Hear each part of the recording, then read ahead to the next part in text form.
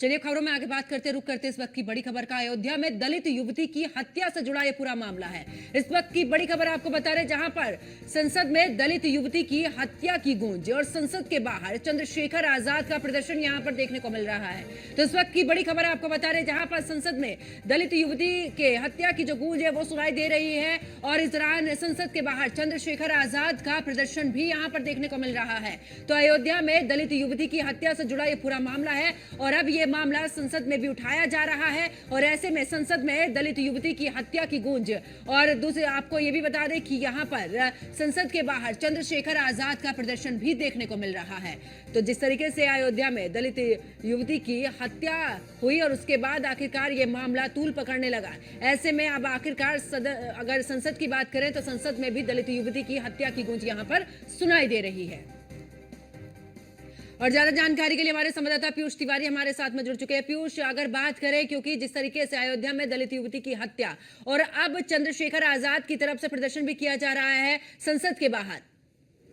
बिल्कुल, अगर हम बात करें तो जिस तरीके से एक युवती की हत्या हुई है, खासतौर पे अगर हम बात करें उसको लेकर विपक्ष की ओर से लगातार कहीं न कहीं प्रदर्शन भी किए जा रहे हैं। और इसी कड़ी में आपने देखा कि चाहे वो चंद्रशेखर आजाद की बात करें या फिर अन्य नेताओं की बात करें जो यूपी से आते हैं, सांसद हैं, वो कहीं न कहीं मांग कर रहे हैं कि इस मामले पर कहीं न कहीं जो चर्चा है वो होना चाहिए। इसके साथ ही आपने अवधेश प्रसाद के भी उस बयान को देखा होगा प्रेस कॉन्फ्रेंस में, वो रोज तक दिए थे।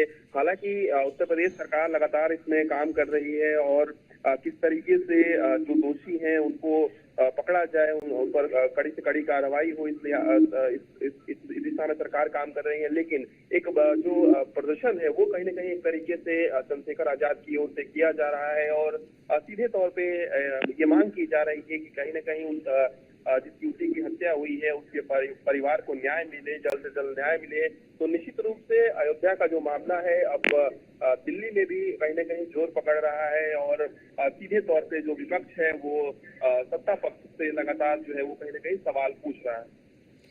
बिल्कुल, और ऐसे में देखिए लगातार ये मामला तूल पकड़ता जा रहा है। बहुत बहुत शुक्रिया पीयूष तिवारी हमारे साथ जुड़ने के लिए, तमाम जानकारी साझा करने के लिए। तो संसद में दलित युवती की हत्या की गूंज।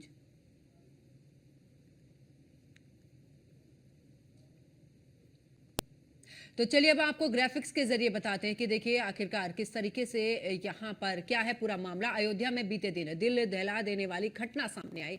दलित युवती की दुष्कर्म के बाद बेरहमी से हत्या कर दी गई। उसके शव को नग्न अवस्था में नाले में फेंक दिया गया था।